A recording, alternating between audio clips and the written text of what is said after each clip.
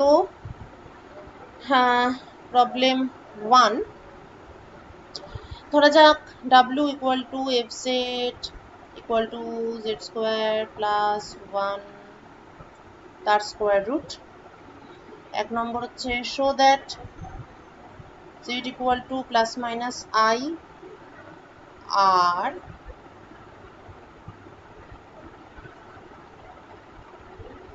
Branch points of fz, এবং 2 নম্বর হচ্ছে show that, খুব ইম্পর্টেন্ট এই অঙ্কটা, একটা অঙ্ক থেকে অনেক কিছু শেখা যাবে। কমপ্লিট সার্কিট, সার্কিট মানে হচ্ছে কন্টুর, কন্টুরের আবার অনেক রকম ডেফিনেশন আছে, এগুলো একটু পরে বলবো। আপাতত জাস্ট একটা আর কি, কন্টুর মানে হচ্ছে এরকম একটা ক্লোজড কার্ভ, এইটুকু জানলেই হবে। a complete circuit around both branch points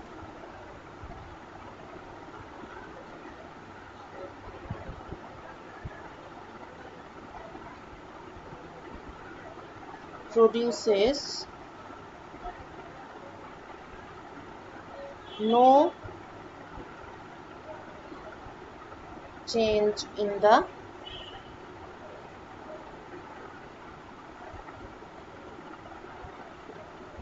branches of exit।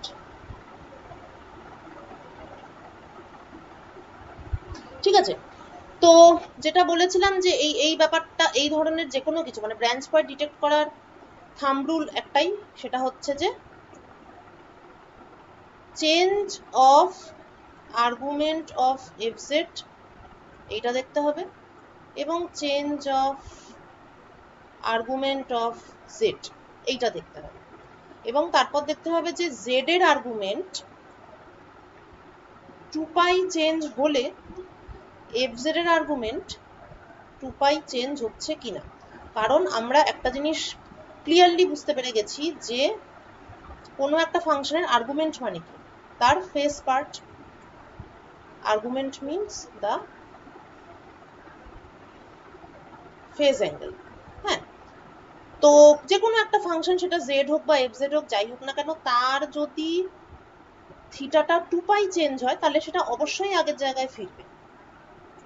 ওকে, তার মানে জেড এর আর্গুমেন্ট যদি 2π চেঞ্জ হয় তাহলে সেটা আগের অরিজিনাল ভ্যালুতে ফিরবে, এবং এফজেড এর আর্গুমেন্টও 2π চেঞ্জ হলে তবেই সেটা অরিজিনাল এফজেড এর ভ্যালুতে ফিরবে। তাহলে ব্যাপারটা হচ্ছে, যদি জেড এর আর্গুমেন্ট চেঞ্জ হওয়ার 2π চেঞ্জ হলে এফজেড এর আর্গুমেন্টও 2π চেঞ্জ হয়, বা তার কোনো ইন্টিগ্রাল মাল্টিপল হয় আর কি, তাহলে সেটা কোনো সিঙ্গুলারিটি নেই এবং ফাংশনটা পুরো ঠিকঠাক আছে, এবং তাহলে জেড ইকুয়াল টু 0টা কোনো ব্রাঞ্চ পয়েন্ট নয়। আর যদি এটা না ঘটে তাহলে জেড ইকুয়াল টু 0টা একটা ব্রাঞ্চ পয়েন্ট। ব্যাপারটাকে যদি আমি জেনারেলাইজ করি তাহলে ব্যাপারটা এরকম যে if change in argument of Z minus Z not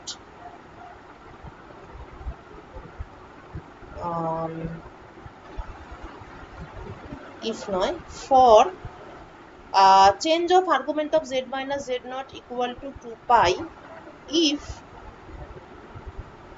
change in argument of f of z minus z naught is 2π n is not equal to 2π n, then z naught is a branch point of f z minus z naught।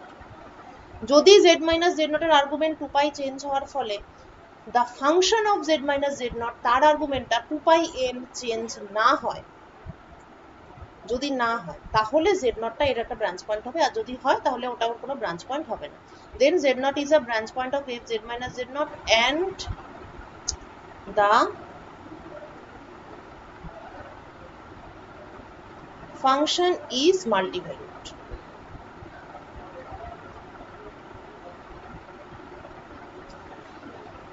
Clear? আচ্ছা এবার সব অঙ্কই এই পদ্ধতিতেই হবে। তাহলে এই অঙ্কটার ক্ষেত্রে দেখি, তাহলে the function was fz equal to z square plus 1 square root equal to z plus I z minus I, সুতরাং argument of fz will be half of argument z plus I plus argument z minus I,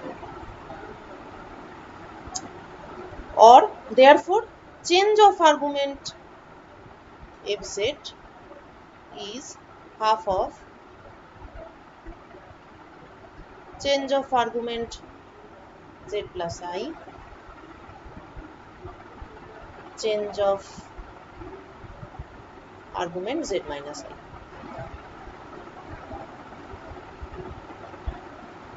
ঠিক আছে, তাহলে আমি রিলেশনটা পেয়ে গেলাম। ওকে, actually এখানে z nought লেখাটা খুব একটা এসেনশিয়াল নয়, আমি লিখেছি ঠিকই কিন্তু এটা এসেনশিয়াল নয়, ব্যাপারটা it is simply argument F set.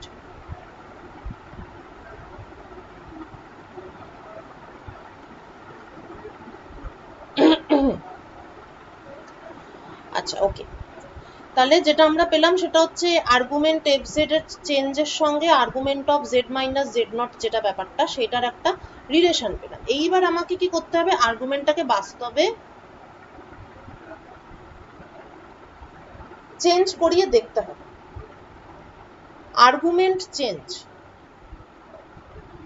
To study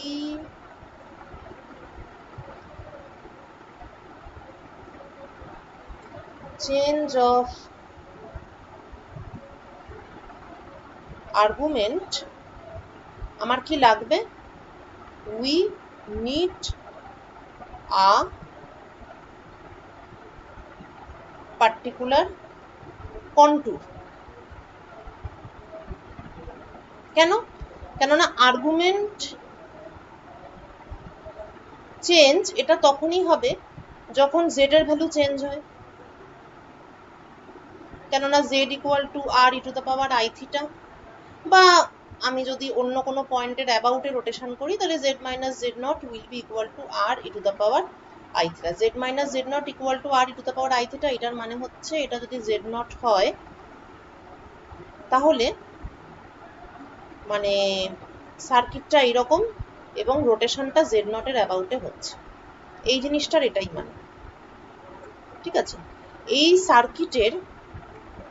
সার্কিটের উপরে যে কোনো পয়েন্ট, এই পয়েন্ট বা এই পয়েন্ট বা এই পয়েন্ট, এটা নিয়ে পড়ার একবার ভালো করে বলতে হবে আমাকে, এই পয়েন্ট, এই সার্কিটের উপরে যে কোনো পয়েন্টই কিন্তু কিছু একটা ভ্যালু অফ জেড। ঠিক আছে, তো জেড মাইনাস জেড নট মানে হচ্ছে এই অ্যারোটা, and this is equal to r e to the power I theta, মানে z minus z not equal to r e to the power I theta, এটা কিন্তু একটা মানে একটা সর্ট অফ ইকুয়েশন যার গ্রাফটা এই ধরনের। এইবার এটা একটু অন্য টপিকে চলে যাচ্ছি, কিন্তু আমি একটা ভাবার জিনিস দিচ্ছি, এটা একটু নিজেরা ভাবতে পারিস যে আচ্ছা সার্কেলের ইকুয়েশন কি, X square plus Y square equal two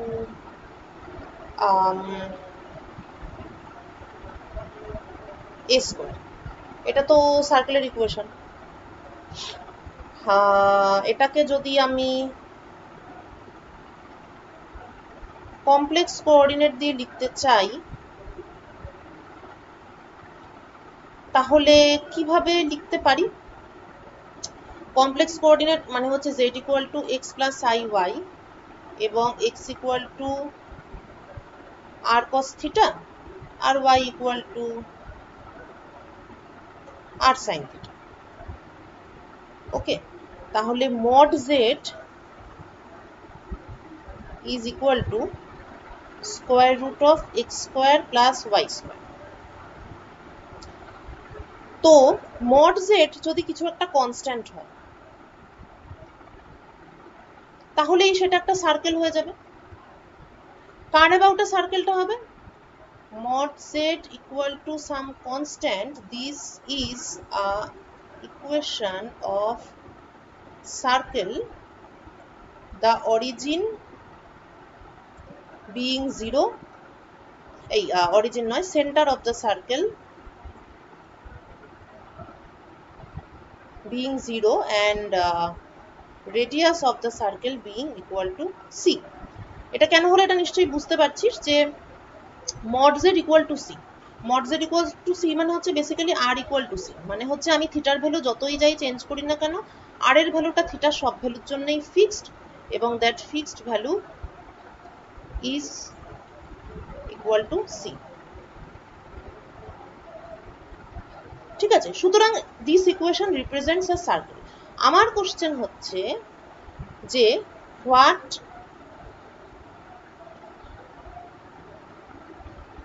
will be the equation for an ellipse? This is my question. আচ্ছা, এই প্রসঙ্গে আরো একটা কথা বলি যে এটা তো এমন একটা সার্কেল যেটার সেন্টারটা জিরোতে, তাহলে equation of circle centred at Z not, সেটা তাহলে কি হবে? জেড মাইনাস জেড নট এর mod value equal to C. ঠিক আছে, এটা সবই হিন্ট হিসাবে দিলাম এই প্রবলেমটার জন্য। তাহলে ইলিপসের ইকুয়েশন কি হবে? ইলিপসের ক্ষেত্রে এই জিনিসটা তোরা নিশ্চয়ই জানিস যে দিস ইজ ইলিপস, যদি এটা একটা ফোকাস হয় আর এটা একটা ফোকাস হয় তাহলে ইলিপসের উপর যে কোনো পয়েন্ট যদি নেওয়া হয়, নিয়ে এখান থেকে একটা ফোকাসের সঙ্গে এই পয়েন্টটাকে কানেক্ট করব, আবার পয়েন্ট থেকে আমি একটা অন্য ফোকাসকে কানেক্ট করব, এই টোটাল লেন্থটা বুঝেছিস, মানে A B C, A B plus A C, this is always constant, এটা সবসময় কনস্ট্যান্ট হয়। এটা ইলিপসের একটা প্রপার্টি। অর্থাৎ সোজা কথা হচ্ছে যে আমি একটা কোনো একটা জায়গাতে আর কি দুটো পয়েন্ট নিলাম, নিয়ে আমি একটা সুতোর একটা এন্ডকে এই পয়েন্টে বাঁধলাম আর একটা এন্ডকে এই পয়েন্টে বাঁধলাম। এবার সুতোটাকে আমি যদি টান টান করে আমি যদি সুতোটাকে আমি যদি টান করে ঘোরাতে থাকি আর কি, যেরম ভাবে ঘোরানো সম্ভব এরম ভাবে যদি ঘোরাতে থাকি, তাহলে এই যে যতগুলো মানে যতটা ডিস্টেন্স অব্দি যাওয়া যাবে বিভিন্ন অ্যাঙ্গেলের জন্য, সেই সমস্ত পয়েন্টকে যদি অ্যাড করা হয় তাহলে আমরা একটা ইলিপস পাবো। ঠিক আছে, তো এই ক্লুটাকে কাজে লাগাবি, কাজে লাগিয়ে এটা z1 ধরবি, এটা z2 ধরবি, ধরে এটা যেমন সার্কুলার ইকুয়েশন সেই রকম ইলিপসের ইকুয়েশন কি হবে in terms of complex coordinates, এইটা একটু নিজেরা ভাববি বাড়িতে। আচ্ছা, এবার অরিজিনাল প্রবলেমে ফিরে আসি। তো যে কোনো চেঞ্জ অফ আর্গুমেন্ট করতে গেলে আমাকে একটা পার্টিকুলার কন্ট্যুর ডিফাইন করতে হবে। সেই কন্ট্যুরটা কেমন তার উপরেই ডিপেন্ড করবে যে আর্গুমেন্টের চেঞ্জটা কি ধরনের হবে বা হবে না। তার কারণ এটাই যে if this contour Katz the cut ঠিক নয়, ক্রসেস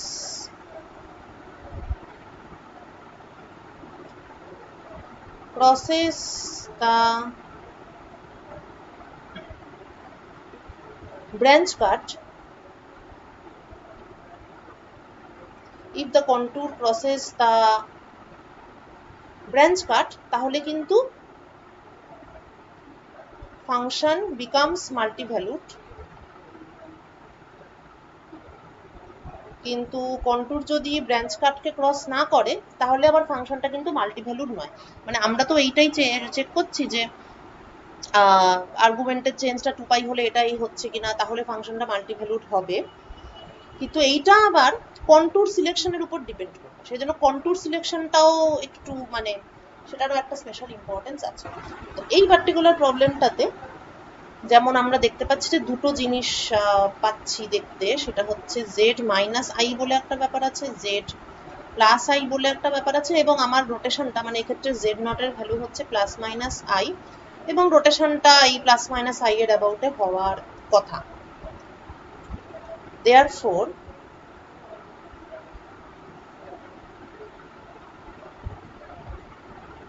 এই হচ্ছে আমার দুটো axis, real axis, imaginary axis. আচ্ছা, তো এখানে হচ্ছে প্লাস আই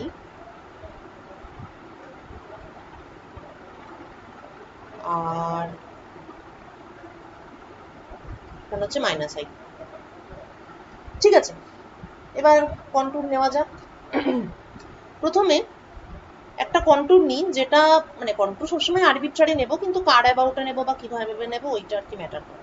প্রথমে শুধুমাত্র প্লাস আই এর অ্যাবাউটে কন্টুরটা নেব। ঠিক আছে, অ্যাবাউটে মানে বলতে চাইছি যে লেট দ্য কন্টুর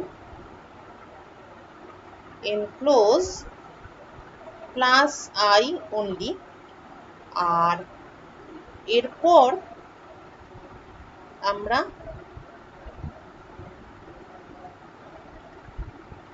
কন্টুরটা নেব এমন ভাবে যাতে প্লাস আই আর মাইনাস আই দুটোই সেই কন্টুরের মধ্যে ঢুকে যায়। ঠিক আছে, আচ্ছা তাহলে প্রথমে এই কন্টুরটার ক্ষেত্রে দেখি। এই কন্টুরটাকে, আচ্ছা প্রথমে যখন আমি জেড মাইনাস আই এইটার আর্গুমেন্টের চেঞ্জ যখন আমি বার করতে চাইবো, তখন আমি প্লাস আই থেকে একটা অ্যারো ড্র করব, এবং তারপর এটাকে পুরো সার্কেলের উপরে প্রত্যেকটা পয়েন্টে ঘোরাবো। এখানে আসবে, তারপর এটা এখানে আসবে, তারপর এটা এখানে আসবে, ঘুরে ঘুরে আবার আগের জায়গায় যাবে। তাহলে ওয়ান রোটেশন, তার ফলে চেঞ্জ অফ আর্গুমেন্ট, তাহলে 2 পাই হচ্ছে একটা রোটেশন, জাস্ট এরকম 2 পাই। ক্লিয়ার? আচ্ছা এইবার এরপর আমি যখন জেড প্লাস আই মানে এই কন্টুরটা ট্রাভেল করার ফলে জেড প্লাস আই এর আর্গুমেন্টের চেঞ্জ, এইটা যখন আমি দেখতে চাইবো, মানে এখানে ফুল কোশ্চেনটা হচ্ছে যে change in argument of Z plus I for one complete rotation along contour C. ঠিক আছে, এটা যখন আমি দেখতে চাইবো তখন আমাকে কি করতে হবে, যেহেতু এটা এখানে জেড প্লাস আই আছে, তার মানে মাইনাস আই থেকে আমাকে অ্যারোটা ড্র করতে হবে। এটা বোঝা গেছে আশা করি, বিকজ ব্যাপারটা হলো জেড মাইনাস জেড নট এই জিনিসটার আর্গুমেন্টের চেঞ্জ বার করতে হলে জেড নটের অ্যাবাউটে rotation, rotation about z nought, অর্থাৎ arrow starts from z nought. তো এখানে যেমন সেই লজিকেই মাইনাস আই থেকে শুরু হলো অ্যারোটা। এইবার আগের দিন ডিসকাস করেছিলাম যে এটার এই পয়েন্টটা কন্টুরের ভেতরে ছিল বলে একটা রোটেশনের ফলে 2 পাই আর্গুমেন্ট চেঞ্জ হলো, কিন্তু এই পয়েন্টটা কন্টুরের বাইরে আছে। কন্টুরের বাইরে থাকা যে কোনো পয়েন্টের সাপেক্ষে যদি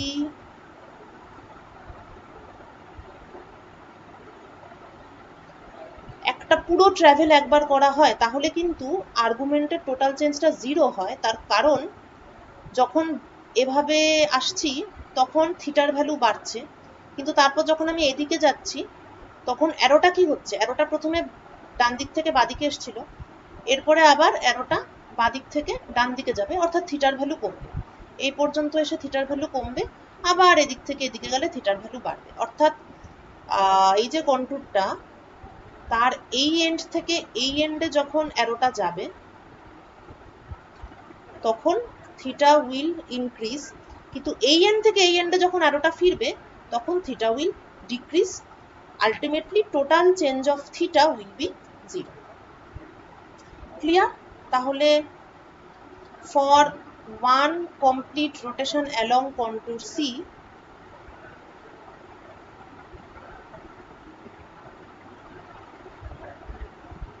এটা 0,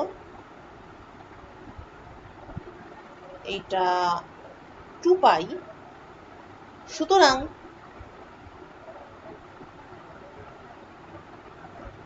change in argument fz is half of 2 pi plus 0 equal to pi, যেটা কিনা 2 pi এর ইন্টিগ্রাল মাল্টিপল নয়। ঠিক আছে, এই কন্টুরটা ট্রাভেল করার ফলে এদের আর্গুমেন্টের চেঞ্জটা একটা 2 পাই হলো আর একটা 0 হলো, তার ফলে fz এর আর্গুমেন্টের চেঞ্জটা শুধুমাত্র পাই হলো। That means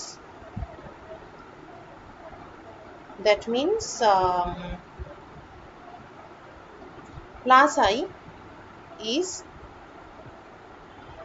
a branch point.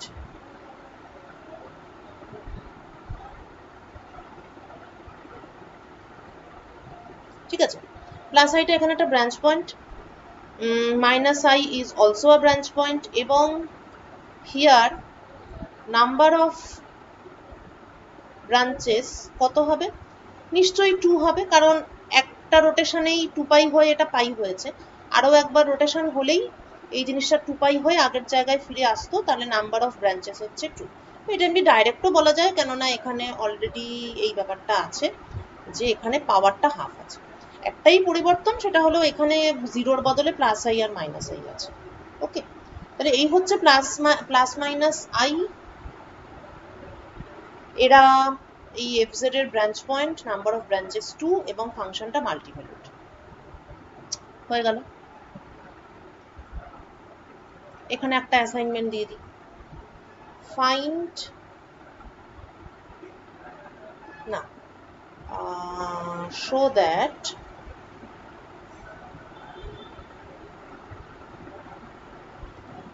for fz equal to log z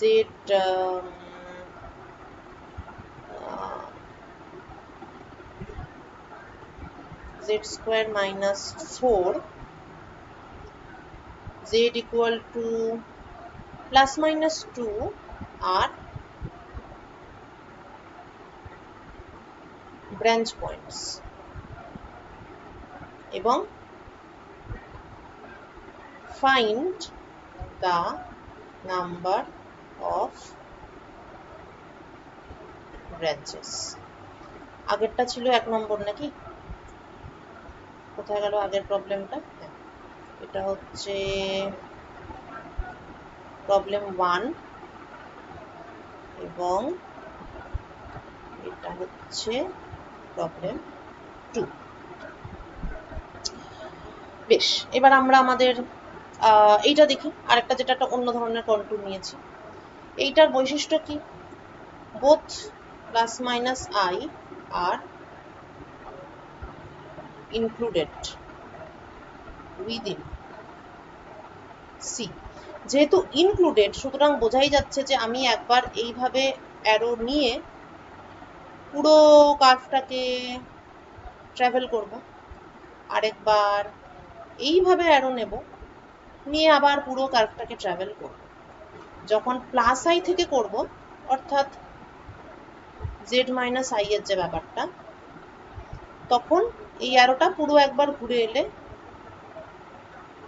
change of argument 2 পাই হবে।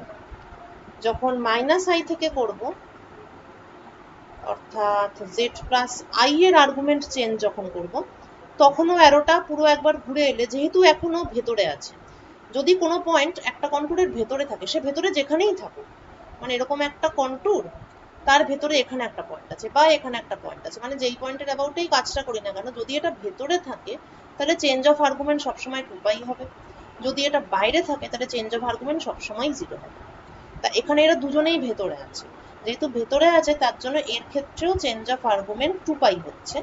As a result for this particular control C, change of argument of f set is half of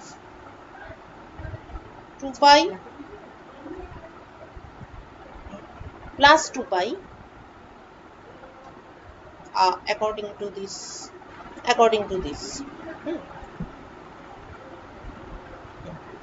half of 2 pi plus 2 pi equal to 2 pi.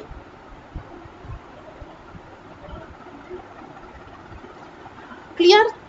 তাহলে এখানে আমরা কি দেখতে পাচ্ছি যে এখানে কিন্তু this function is no more multivalued. তাহলে গন্ডগোলটা কি হলো? একটা কন্ট্যুরের জন্য ফাংশনটা মাল্টিভ্যালুড ছিল, অন্য কন্ট্যুরের জন্য ফাংশনটার মাল্টিভ্যালুড থাকলো না। তার মানে দিস কন্ট্যুর,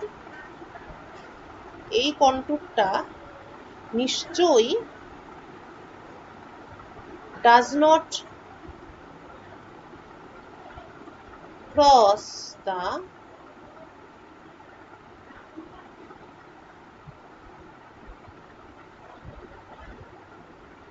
ব্রাঞ্চ কাট।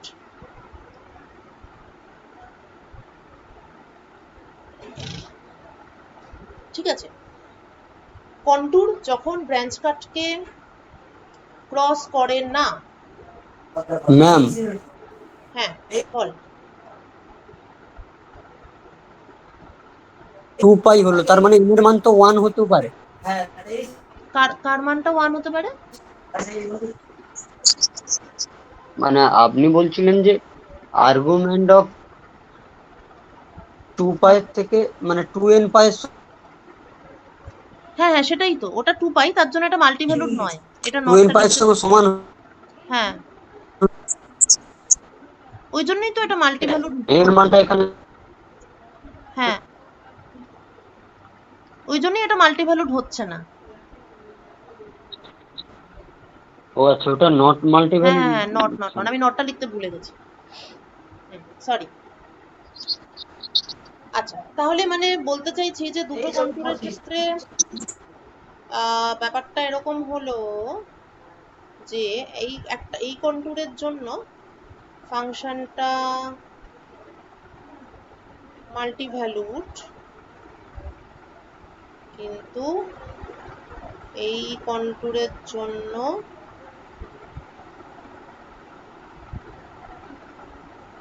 ফাংশনটা সিঙ্গেল ভ্যালুড। অত কমপ্লিকেটেড করে লেখার দরকার নেই।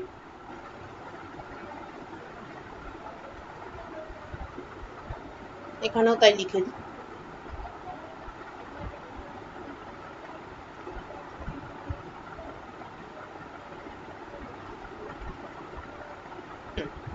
তাহলে এই কন্ট্যুরের জন্য ফাংশনটা মাল্টিভ্যালুড আর এটার জন্য ফাংশনটা সিঙ্গেল ভ্যালুড। কন্ট্যুরের ক্ষেত্রে আমরা কি জানি যে কন্ট্যুর যখন ব্রাঞ্চ কাটকে ক্রস করে তখন মাল্টিভ্যালুড হয়। তাহলে এই কন্ট্যুর ক্রসেস দা ব্রাঞ্চ কাট, নিশ্চয়ই ব্রাঞ্চ কাটকে ক্রস করছে তবেই এটা মাল্টিভ্যালুড হয়েছে। আর এই কন্ট্যুরটা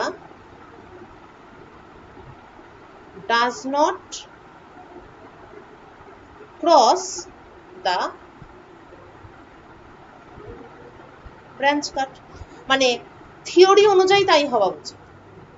এই কন্ট্যুরটা নিশ্চয়ই ব্রাঞ্চ কাটকে ক্রস করছে তবেই ও মাল্টিভ্যালুড হয়েছে। মানে ব্রাঞ্চ কাট তো একটা কাট, এই কাটকে পেরিয়ে গেলেই একটা ভ্যালু থেকে অন্য ভ্যালুতে যাওয়া যায় বা একটা ব্রাঞ্চ থেকে অন্য ব্রাঞ্চে যাওয়া যায়। তো এই কন্ট্যুরটা নিশ্চয়ই ব্রাঞ্চ কাটকে ক্রস করেছে তবেই ও মাল্টিভ্যালুড হয়েছে, আর এই কন্ট্যুরটা নিশ্চয়ই ব্রাঞ্চ কাটকে ক্রস করেনি। So now the question is what is the branch cut for this problem?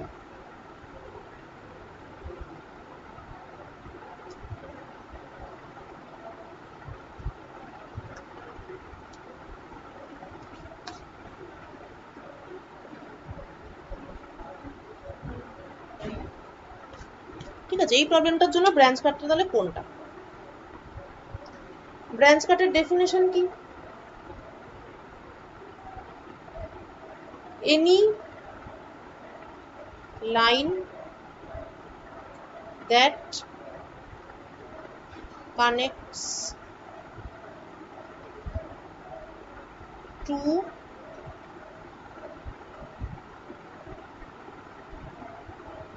Branch points, যেমন z টু দ্য পাওয়ার 1/5, এটার জন্য একটা ব্রাঞ্চ পয়েন্ট ছিল z ইকুয়াল টু 0, আরেকটা ব্রাঞ্চ পয়েন্ট হচ্ছে z টেন্ডস টু ইনফিনিটি, যেটা তোরা প্রুভ করবি। তাহলে এটা একটা ব্রাঞ্চ পয়েন্ট, ইনফিনিটিতে আরেকটা ব্রাঞ্চ পয়েন্ট আছে, তাহলে ব্রাঞ্চ কাট হবে 0 কে ইনফিনিটিতে কানেক্ট করলে যে লাইনটা পাওয়া যায়, অর্থাৎ দিস ইজ দ্য ব্রাঞ্চ কাট। এবার বক্তব্যটা কি? যে কোনো কন্টুর যা খুশি হতে পারে, কিন্তু সেটা যেন ব্রাঞ্চ কাটকে ক্রস না করে। তো এই হবে আমার কন্টুর, এদিক থেকে শুরু হলো,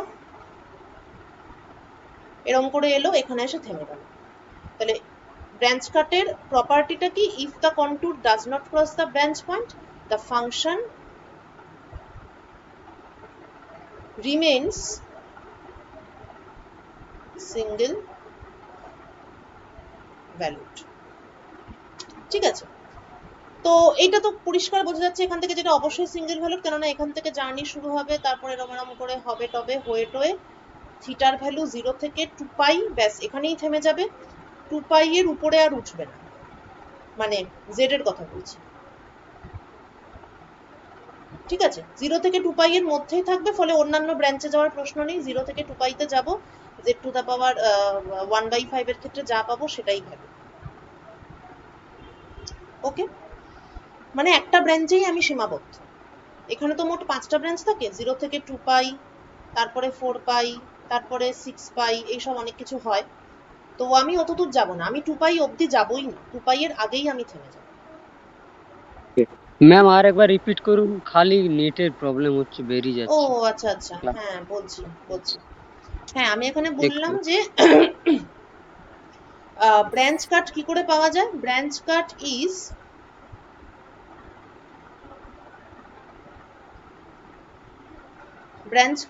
is any line that connects two branch points. হ্যাঁ, এটা হচ্ছে ডেফিনেশন। এবার ব্রাঞ্চ কাটের প্রপার্টিটা কি? আমার কন্টুর যদি ব্রাঞ্চ কাটকে ক্রস না করে, তাহলে ফাংশনটা সবসময় সিঙ্গেল ভ্যালুড থাকে। তো এবার উদাহরণ নিচ্ছি, যেমন z টু দ্য পাওয়ার 1/5, এটা একটা ফাংশন। এই ফাংশনে ব্রাঞ্চ পয়েন্ট দুটো ছিল, z ইকুয়াল টু 0 আর z টেন্ডস টু ইনফিনিটি। তাহলে দুটো পয়েন্টকে আমি কানেক্ট করলাম, করে লালটাকে পেলাম ব্রাঞ্চ কাট। এবার আমি আমার কন্টুর নেব, কিভাবে নেব? যাতে ব্রাঞ্চ কাটকে ক্রস না করে, অর্থাৎ কন্টুরটা এই পয়েন্ট থেকে শুরু হবে, হয়ে ঠিক এইখানে এসে থেমে যাবে। অর্থাৎ থিটা 0 থেকে বড় হবে, কিন্তু 2π এর থেকে ছোট হবে। যদি থিটা 2π এর আগেই এসে স্টপ করে, তাহলে জেডটা আগের ভ্যালুতে ফিরছে না, z does not come back to its original value। মানে যে ছকটা বানিয়েছিলাম আর কি, বিক্রম তো ছকটা করেছিলি, সেখানে নিশ্চয়ই এটা দেখেছিলি যে সমস্যাটা কখন হয়, যখন z ইকুয়াল টু 0 তে fz এর একটা ভ্যালু থাকে, z ইকুয়াল টু মানে z ইকুয়াল টু 0 না, বলতে চাইছি z এর value for theta equal to 0 তে fz এর একরকম ভ্যালু হয়, আবার z এর value for theta equal to 2π তে fz এর একটা অন্যরকম ভ্যালু হয়, তখনই তো সমস্যা হয়। কিন্তু আমি যদি থিটাকে 2π তে আসতেই না দিই, 2π এর জাস্ট আগে এসে আমি যদি থেমে যাই, তাহলে আর ফাংশনটা মাল্টি ভ্যালুড হবে না, তখন ফাংশনটা সিঙ্গেল ভ্যালুডই থাকবে, অন্যান্য ব্রাঞ্চের কোনো অস্তিত্বও থাকবে না। তাহলে এই হচ্ছে ব্রাঞ্চ কাটের ইউটিলিটি, যে ব্রাঞ্চ কাট যদি কন্টুর যদি ব্রাঞ্চ কাটকে ক্রস না করে, তাহলে ফাংশন সবসময় সিঙ্গেল ভ্যালুড থাকে। এটা z টু দ্য পাওয়ার 1/5 এর ক্ষেত্রে প্রুভড হলো। ঠিক আছে বিক্রম? ওকে। আচ্ছা, এবার এটা z টু দ্য পাওয়ার 1/5 এর ক্ষেত্রে প্রুভ করলাম। এবার আমাদের এখন এখন যে প্রবলেমটা করছি সেটার জন্য যদি দেখি, এখনকার প্রবলেমটা হচ্ছে z plus i half z minus i half. তো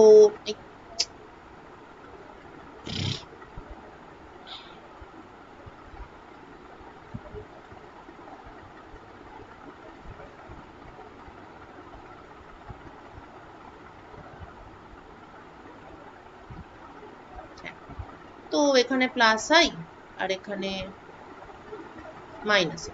আমরা কি প্রুভ করলাম আগেই, যে ব্রাঞ্চ পয়েন্ট হচ্ছে প্লাস মাইনাস আই। এবার আমরা এখানে কি দেখলাম, ব্রাঞ্চ কাট কাকে বলে বা কিভাবে তৈরি করতে হয়। Any line that connects two branch points. তাহলে এটা একটা ব্রাঞ্চ পয়েন্ট, এটা আরেকটা ব্রাঞ্চ পয়েন্ট। তাহলে এক্ষেত্রে ব্রাঞ্চ কাটটা কোনটা হওয়া উচিত, প্লাস আই আর মাইনাস আই কে যে কানেক্ট করছে, অর্থাৎ এই লাইনটা।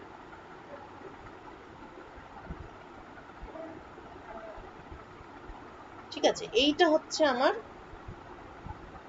Branch cut for this problem. এইবার আমি মিলিয়ে দেখি যে আমার আগের রেজাল্টের সঙ্গে ব্যাপারটা ম্যাচ করছে কিনা। এখানে আমি কি দেখলাম, এই কন্টুরের জন্য ফাংশনটা মাল্টিভ্যালুড হচ্ছে আর এটার জন্য সিঙ্গেল ভ্যালু হচ্ছে। সো একটা অন্য কালার নেওয়া যাক। এই রকম কন্টুরের জন্য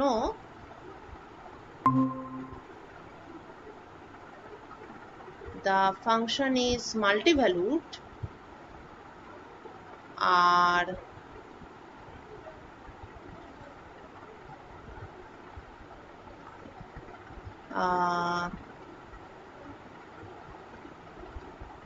এই রকম কন্টুরের জন্য the function is single valued। এখন ব্যাপারটা কি কনসিস্টেন্ট আছে? উত্তর হচ্ছে হ্যাঁ, ব্যাপারটা কনসিস্টেন্ট আছে। কেননা এই কন্টুরটা ব্রাঞ্চ কাটকে ক্রস করছে, কিন্তু এই কন্টুরটা ব্রাঞ্চ কাটকে ক্রস করছে না। মানে ক্রস করা মানে কাটা, কাটছে না। ঠিক আছে, ব্রাঞ্চ কাটটা তো মাঝখানে আছে। তাহলে এই যে কন্টুরটা আছে সেটা ব্রাঞ্চ কাটকে যেহেতু কাটছে, সেই জন্য ফাংশনটা মাল্টিভ্যালুড হয়েছে। কিন্তু বাইরের যে কন্টুরটা আছে সেটা যেহেতু ব্রাঞ্চ কাটকে কাট করছে না, তাই ফাংশনটা সিঙ্গেল ভ্যালুড আছে। অর্থাৎ যে কোনো আরবিট্রারি ফাংশন fz, তার ক্ষেত্রে কন্টুর c যদি ব্রাঞ্চ কাটকে কাট করে, তাহলেই ফাংশনটা মাল্টিভ্যালুড হবে। আর যদি কাট না করে, তাহলে ফাংশনটা সিঙ্গেল ভ্যালুড হবে। এই সিঙ্গেল ভ্যালুড মাল্টিভ্যালুড নিয়ে এত কথা এই জন্যই বলা হচ্ছে, কেননা ফাংশন যদি মাল্টিভ্যালুড হয় তাহলে সেটা দিয়ে কোনো ম্যাথমেটিক্স করা যায় না, ডেরিভেটিভ ইন্টিগ্রেশন কিছুই করতে পারবে না। ডেরিভেটিভ ইন্টিগ্রেশন বা যে কোনো ম্যাথমেটিক্স করার জন্য একটা ফাংশনকে সবসময় সিঙ্গেল ভ্যালুড হতে হবে। অর্থাৎ জেড এর একটা নির্দিষ্ট ভ্যালুর জন্য fz এর একটি মাত্র ভ্যালু থাকতে হবে, অনলি ওয়ান পার্টিকুলার ভ্যালু। বুঝেছিস? এই অঙ্কটা খুব মানে ডেমনস্ট্রেটিভ আর কি, মানে খুব ভালো বোঝা যায়, অনেক রকম কনসেপ্ট ভালো ক্লিয়ার হয়। আচ্ছা, এই টাইপের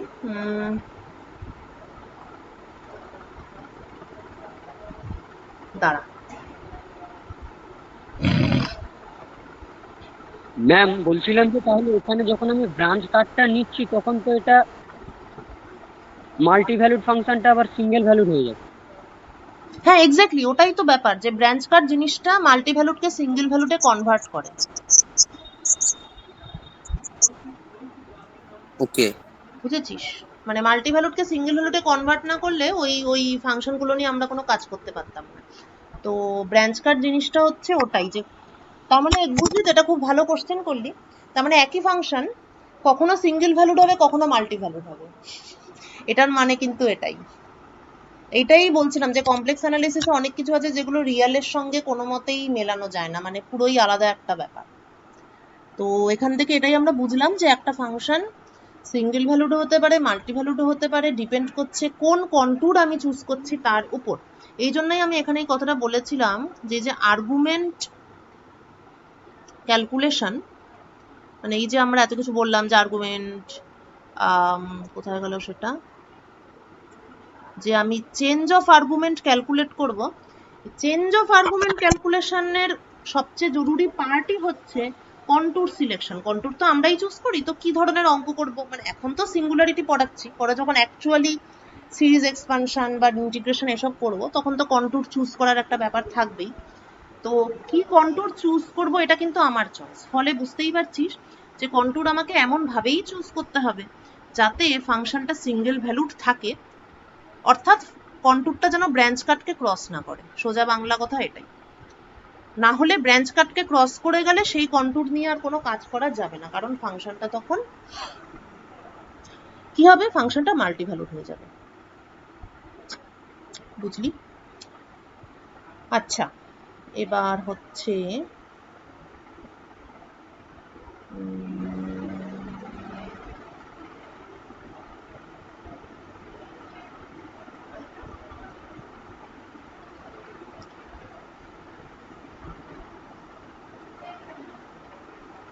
আচ্ছা, দুটো প্রবলেম অলরেডি দিয়েছি, আর একটা প্রবলেম দিচ্ছি।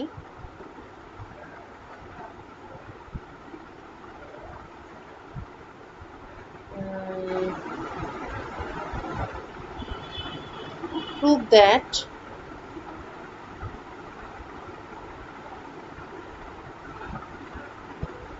z equal to plus minus I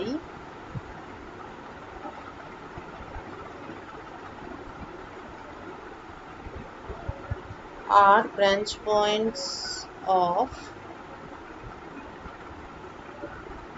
z square plus 1 cube root of z square plus 1.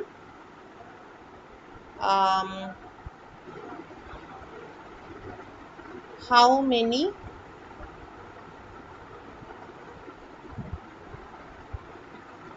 branches are there? আর 4 নম্বর প্রবলেম হচ্ছে, বলছি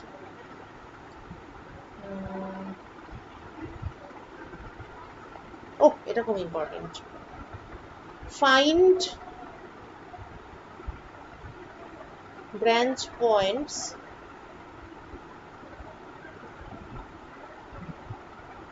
and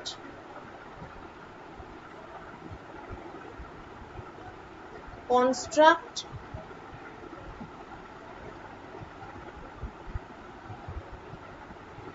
branch line. Branch line মানে হচ্ছে ব্রাঞ্চ কাট, ঠিক আছে? ব্রাঞ্চ লাইন আর ব্রাঞ্চ কাট একই কথা।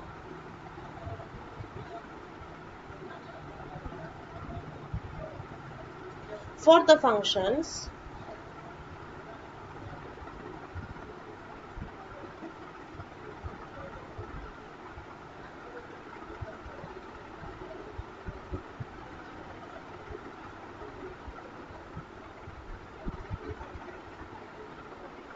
fz equal to z by 1 minus z এর square root, fz equal to z square minus 4 এর cube root, এবং fz equal to log of z minus z square। এটা অবশ্য দেখেই হয়তো এখনই বলে দিতে পারবি না, যাই হোক ঠিক আছে, বাড়িতেই করি, সেগুলো ইজি আছে, এগুলো পারবি। ওকে, আচ্ছা এবার এই যে অনেক কিছু বলছি যে ফাংশনটা নিয়ে ম্যাথমেটিক্স করা যাবে না, ম্যাথমেটিক্স করা যাবে না, তো ম্যাথমেটিক্সে ঢুকি। ম্যাথমেটিক্স অর্থাৎ ডিফারেন্সিয়েশন দিয়ে শুরু করব।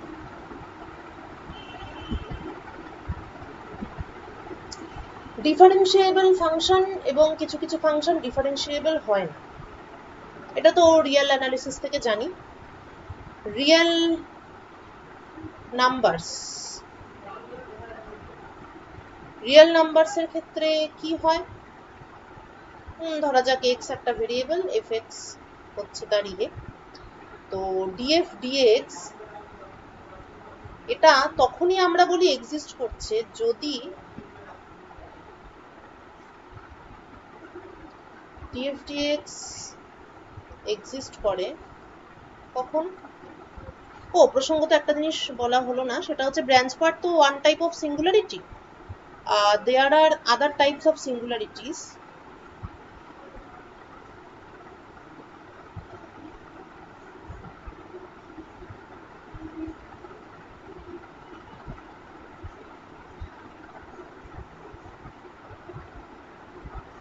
যেটার জন্য মানে যেটা আমরা পরে পড়বো, ঠিক আছে, ওইটা এক্ষুনি ডিফাইন করা যাবে না, ওটা পরে আমরা যখন সিরিজ এক্সপানশন করব তখন সিরিজ এক্সপানশনের উপর বেস করে আমরা অন্য অন্য সিঙ্গুলারিটি গুলো তখন ডিফাইন করব।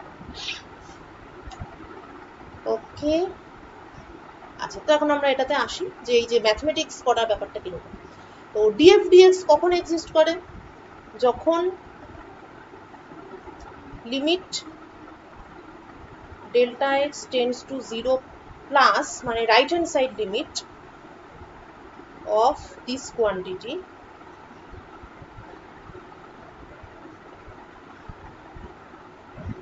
এবং left hand side limit of this same quantity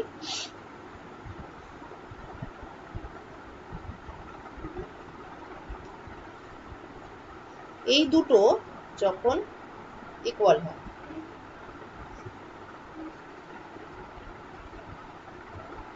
ঠিক আছে, অর্থাৎ এরকম একটা ইয়ে আছে এক্স, এফ এক্সটা দেখতে এরকম, কোনো একটা পয়েন্ট আছে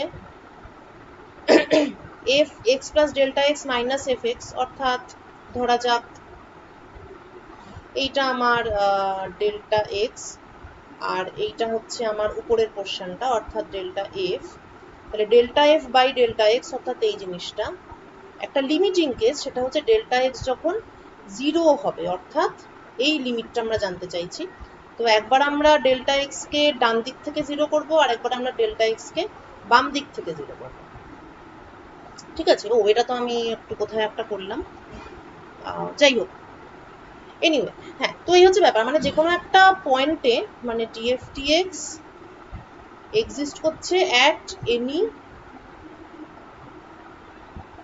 পয়েন্ট, সেইটা এক্সিস্ট করে আমরা তখনই বলি যদি সেই পার্টিকুলার পয়েন্ট, সেটাকে ডান দিক থেকে অ্যাপ্রোচ করছি বাম দিক থেকে অ্যাপ্রোচ করছি, এই দুটো লিমিট যদি ইকুয়াল হয় তখন আমরা, কারণ ডিএফ ডিএক্স মানে হচ্ছে delta f by delta x, এই রেশিওটা যখন ডেল্টা এক্স টেন্স টু 0, তো এটাকে ডান দিক থেকে একবার অ্যাপ্রোচ করলাম বাম দিক থেকে একবার অ্যাপ্রোচ করলাম, দুটো সেম হলে আমরা বলি ডিএফ ডিএক্স এক্সিস্ট করছে।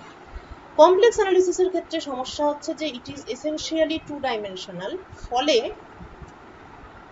এটা হচ্ছে সাম আরবিট্রারি পয়েন্ট জেড নট। এবার যে লিমিটটা, তাহলে এবার কমপ্লেক্সের ক্ষেত্রে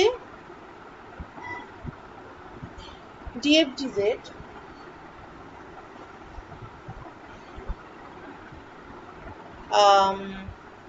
at z equal to z naught, সেটা ডেফিনেশন কি হবে? Limit delta z tends to 0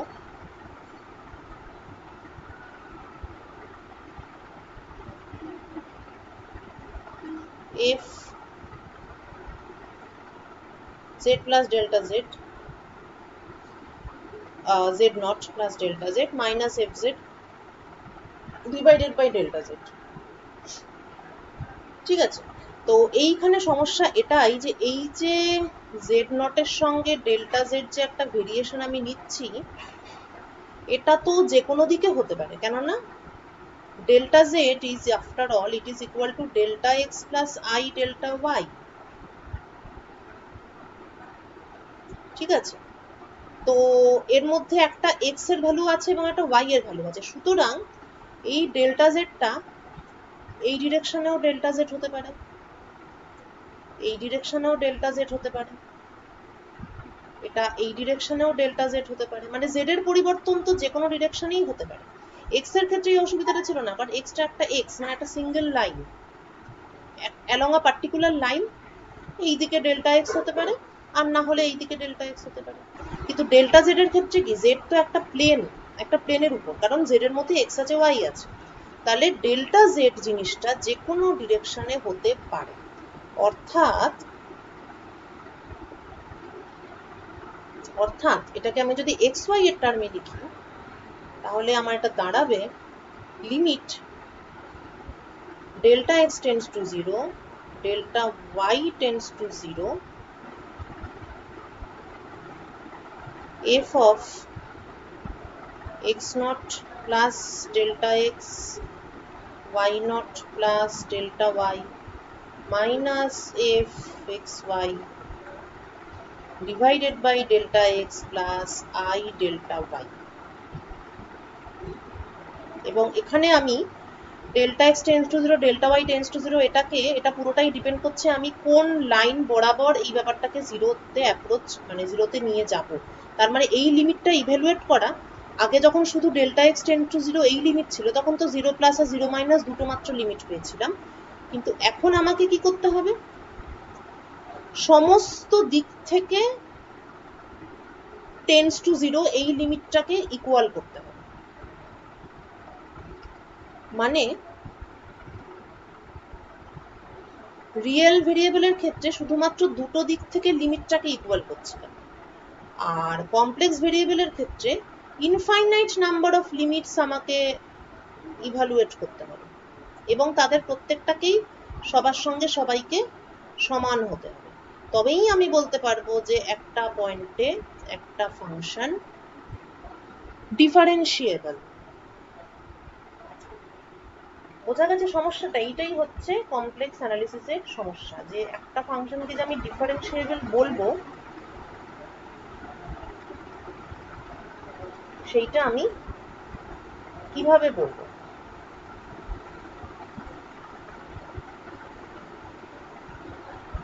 ঠিক আছে, এটার একটা খুব ক্লেভার সলিউশন আছে, ভেরি ক্লেভার।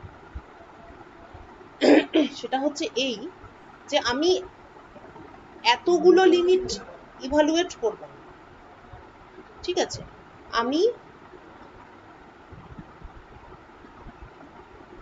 আমি এই ডিরেকশনের, পেকে যাচ্ছে বারবার, আমি এই ডিরেকশনের লিমিটটা ইভালুয়েট করব আর এই ডিরেকশনের লিমিটটা ইভালুয়েট করব। এই ডিরেকশনের লিমিট ইভালুয়েট করব, তার মানে হলো যে y constant delta x tends to 0, আর এই ডিরেকশনের লিমিট মানে হচ্ছে x constant delta y tense to 0।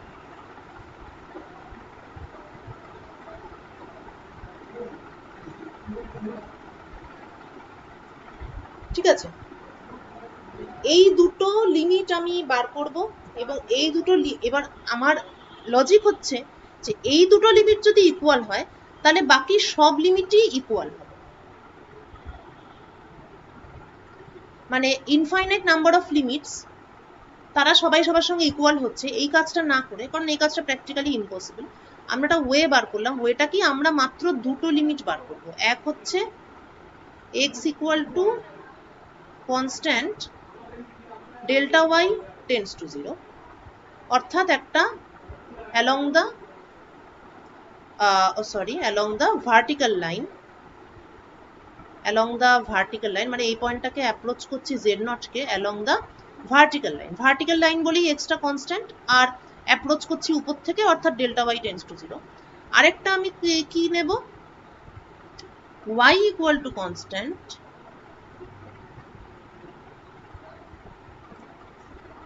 Delta x tends to 0, অর্থাৎ এই দিকে হরাইজন্টাল লাইন হলে y কনস্ট্যান্ট হবে, হরাইজন্টাল লাইন মানে ওয়াইটা কনস্ট্যান্ট, আর ডেল্টা এক্সটা টেন্স টু জিরো, অর্থাৎ আমি জেড নটের খুব কাছাকাছি যাচ্ছি।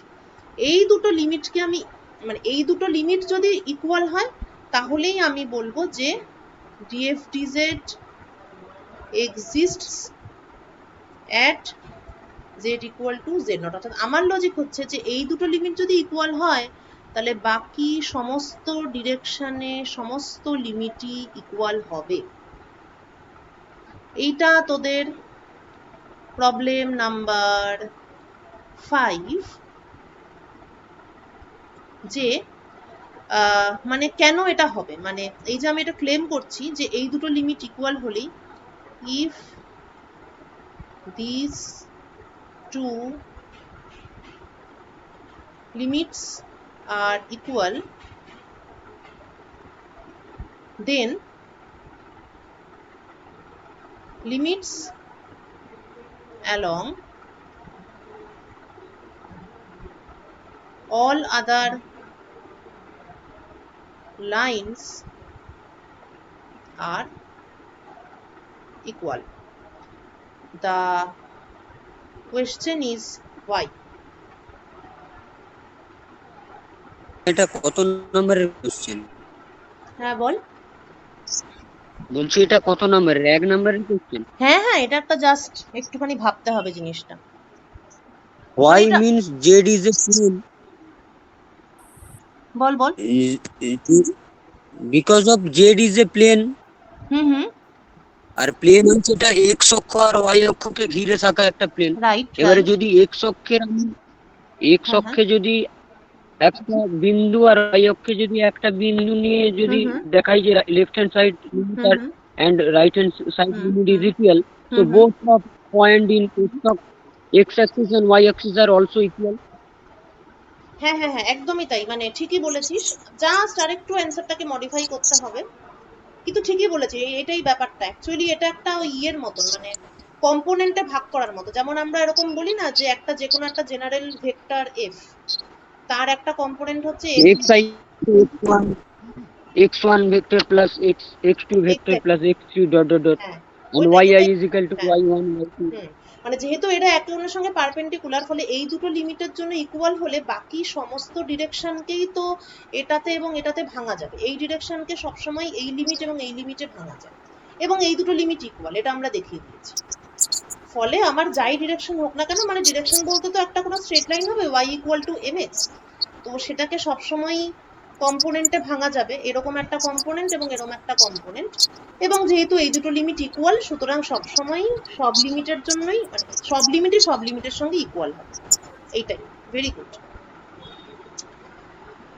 আচ্ছা, তাহলে দাঁড়ালো যে তাহলে এটাই দাঁড়ালো যে এই যে ব্যাপারটা আমি পেয়েছি, এটাকে আমি দুটো কেসের জন্য ইভালুয়েট করব। একটা কেস হচ্ছে x constant delta y tends to 0, আর একটা কেস হচ্ছে y constant delta x tends to 0। আচ্ছা, x কনস্ট্যান্ট অর্থাৎ ডেল্টা x ইকুয়াল টু 0, ঠিক আছে, ডেল্টা x ইকুয়াল টু 0 আর ডেল্টা y টেন্ডস টু 0। আর সেকেন্ড কেসে y কনস্ট্যান্ট মানে হচ্ছে ডেল্টা y ইকুয়াল টু 0 আর ডেল্টা x তো টেন্ডস টু 0। হুম, এই দুটো কেসের জন্য এই ব্যাপারটাকে বার করব, করে তাদেরকে আমরা ইকুয়েট করব। ঠিক আছে, এই পার্টটা আমি পরের দিন করাবো, তবে পরের ক্লাস আজকে ও আচ্ছা, এরপরে নেক্সট ক্লাসটা আবার সামনের সপ্তাহে মঙ্গলবার হবে, কারণ সামনের শনিবার আমি নেব হচ্ছে তোদের ইসিসি পেপারের একটা ক্লাস নেব। এইবারের এসিসি ইনস্ট্রুমেন্টাল ফিজিক্স বলে একটা, ইনস্ট্রুমেন্টাল কি এক্সপেরিমেন্টেশনাল টেকনিক্স না কি একটা আছে। তো এই শনিবার তাহলে কমপ্লেক্সের ক্লাস হচ্ছে না, আবার হচ্ছে সামনের মঙ্গলবার, তাহলে অনেকদিন সময় আছে। তাহলে তোরা হোম টাস্কগুলো করিস, ওগুলো বেশিক্ষণ লাগবে না, তার সঙ্গে এইটাও একটু করিস, এই দুটো লিমিট একটু ইভালুয়েট করিস, ইভালুয়েট দিস লিমিটস। ঠিক আছে। তাহলে কমপ্লেক্সের ক্লাসটা আমার ম্যাম সামনের বলছি, মঙ্গলবার হবে, আর সামনের শনিবার 7টায় আমি এসিসি এর ক্লাস নেব। ম্যাম এই লিমিটগুলো ইভ্যালুয়েট করবো কিভাবে? ওই যেমন করে করে একটু দেখবি আগে ওই আগে যে যখন, হ্যাঁ এইগুলো যেভাবে করতিস। মানে যে কোনো একটা পার্টিকুলার এক্সাম্পল নিয়ে তো জেড ইকুয়াল টু, না এক্সাম্পল না, জেনারেল কেসই করবি, জেনারেল কেসে করবি, দেখবি করতে পারবি। মানে ইভালুয়েট মানে কি, ইভালুয়েট মানে হচ্ছে find this, find d f d z in terms মানে অফ, লেফট হ্যান্ড সাইড আর রাইট হ্যান্ড সাইডটাকে আমাকে ইকুয়াল করতে হবে। হ্যাঁ in terms of d f d x and d f d y. বুঝতে পারলি? ডিএফডিজেডটাকে এদের টার্মে এক্সপ্রেস করতে হবে। এটা এই লিমিটগুলো Okay. বসালেই করতে পারবে, মানে সিম্পলিফাই করতে হবে, সোজা কথা। তাহলে তাহলে তাহলে z is equal to x plus i y ওই ফরমেশনটা থেকেই হ্যাঁ করবো। অবশ্যই অবশ্যই, হ্যাঁ z equal to x plus i y, সেখান থেকেই তো এইটা বসালাম যে delta z equal to delta x plus i delta y. তার মানে ওই limit del x tends to zero del y tends to zero, তাতেই একবার ডেল এক্স টেন্স টু জিরোর জায়গায় মানে ডেল এক্সটা জিরো বসাবো আর হুম ডেল হুম ওয়াইটা হুম, কনস্ট্যান্ট থাকবে। একদম তাই। আরেকবার। আবার একবার হুম। ডেল হ্যাঁ ওয়াই জিরো আর হ্যাঁ ডেল হ্যাঁ এক্সটা কনস্ট্যান্ট থাকবে। হ্যাঁ হ্যাঁ হ্যাঁ, এটাই এটাই মানে এটাই হবে। অ্যাকচুয়ালি ডেল ওয়াই এর জায়গাগুলোতে জিরো বসিয়ে hmm. Del x tends to limiting বের করতে হবে। হ্যাঁ হ্যাঁ হ্যাঁ, ঠিক ঠিক, এরকম করে দুটো বেরোবে, কেস ওয়ান আচ্ছা একটা আচ্ছা, বেরোবে, কেস টু একটা বেরোবে। দেখবি খুব ইন্টারেস্টিং একটা জিনিস বেরোবে। ঠিক আছে চেষ্টা করব। হ্যাঁ হ্যাঁ একদম, চেষ্টা করবি।